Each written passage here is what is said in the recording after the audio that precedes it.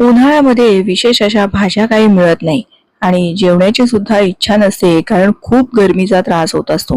पण आज आपण जिभेची चव वाढवणारं हे कैरीचं सार तयार करणार आहोत. आमच्याकडे कोकणामध्ये ना कैरी ही भरपूर प्रमाणात मिळते आणि त्यापासूनच हा कैरीचा सार प्रत्येक घरोघरी हे आवर्जून केलंच जातं. उन्हाळ्यामध्ये जिभेची चव वाढवणारे आणि खरंच दोन घास जास्तीचे जाणारे हे कैरीचं सार कसं बनवायचं हे पाहणार आहोत.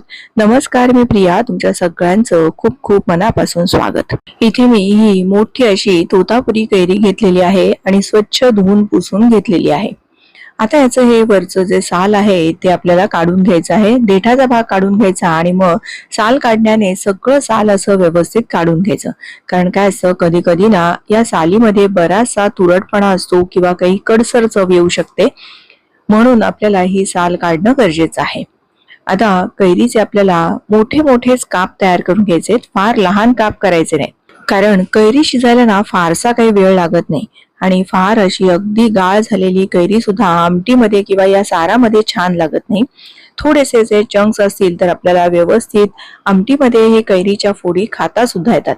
त्यामुळे बघा, हे असे मोठे मोठेच काप मी तयार करून घेतलेले आहेत. अगदी लहान तुम्हाला आवडत असेल किंवा गाळ झालेली कैरी आवडत असेल तर लहान केले तरीही चालेल. आता इथे आपण फोडणी करून घेणार आहोत. त्याकरता 2 टेबलस्पून तेल कढईमध्ये गरम करून घेतलं. त्यामध्ये पाव चमचा मोहरी घातली. मोहरी छान तडतडली की पाव चमचा इतकी मेथीचे दाणे घालायचे आणि त्याचबरोबर पाव चमचा इतका आपल्याला हिंग सुद्धा घालायचंय. मेथी दाणे आणि हिंगाची फोडणी या कैरीच्या साराला खूप छान चव देते, त्यामुळे आवर्जून हे दोन्ही जिन्नस घाला.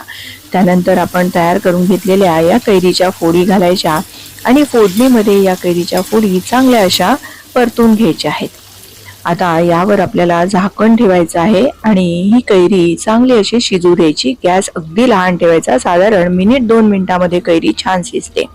तोवर इथे आपण वाटण तयार करून घेतोय. वाटणाची तयारी मी आधीच करून घेतलेली आहे. त्यापैकी सगळ्यात पहिलं इथे आपल्याला अगदी छोटासा म्हणजे अर्ध्या इंचाचा आल्याचा तुकडा, 4 ते 5 लसणाच्या पाकळ्या, 1 टेबलस्पून इतके अख्खे धने घेतलेले आहेत आणि या बेडगी सुक्या मिरच्या घेतल्या आहेत किंवा याऐवजी जर तुम्ही बेडगी मिरचीचा लाल तिखट वापरलं तरीही चालेल आणि 1 वाटीभर नारळाचा चव घेतलेला आहे. आमच्याकडे कोकणात चव म्हणतात, तुमच्याकडे नारळाच्या किसाला काय म्हणतात हे मला कमेंट करून नक्की कळवा. सगळं साहित्य मिक्सरच्या भांड्यामध्ये असं घालून घ्यायचं आहे. त्यानंतर यामध्ये आपल्याला थोडीशी हळद घालून घ्यायची आहे आणि आपल्या या सुक्या मिरच्या घालायच्या राहिल्या होत्या ना, त्या सुद्धा घालून घ्यायच्या आहेत.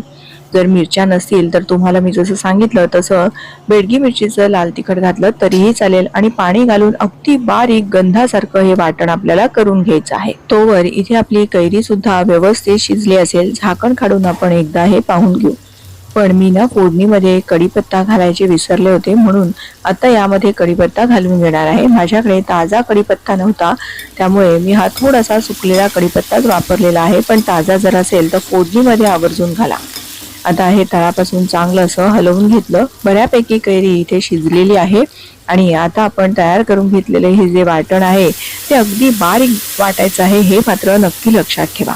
आता यामध्ये आपण आणखीन थोडंसं पाणी घालणार आहोत. साधारण 1 ग्लासभर इतकं पाणी मी घातलं असेल.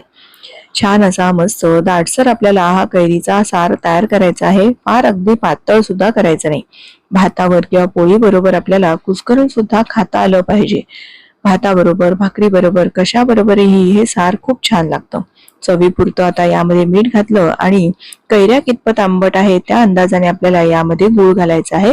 मी साधारण 1 चमचा इतका गूळ घातलेला आहे, कारण मी घेतलेली कैरी ही तोतापुरी कैरी आहे. फार गोडसर सुद्धा चवीचं सार चांगलं लागत नाही. हे तळापासून एकदा चांगलं हलवून घेतलं आणि अर्धवट हे असं झाकण ठेवायचं आहे, म्हणजे कैरीचं हे सार ओतू जाणार नाही.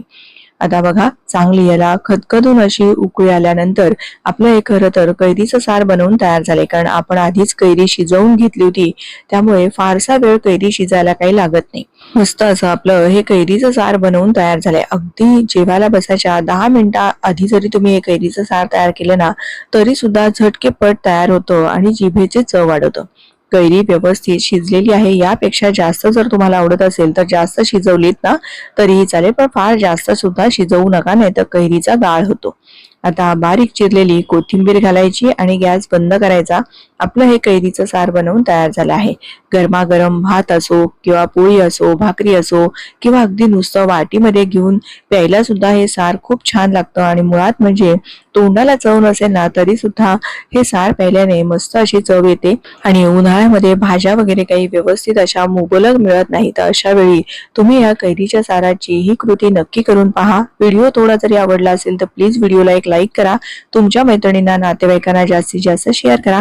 अशा छान छान रेसिपीज पाहण्यासाठी प्रियाज किचनला सबस्क्राईब करा आणि बाजूला असलेलं बेल आयकॉन सुद्धा प्रेस करा. पुन्हा लवकरच भेटूयात. धन्यवाद.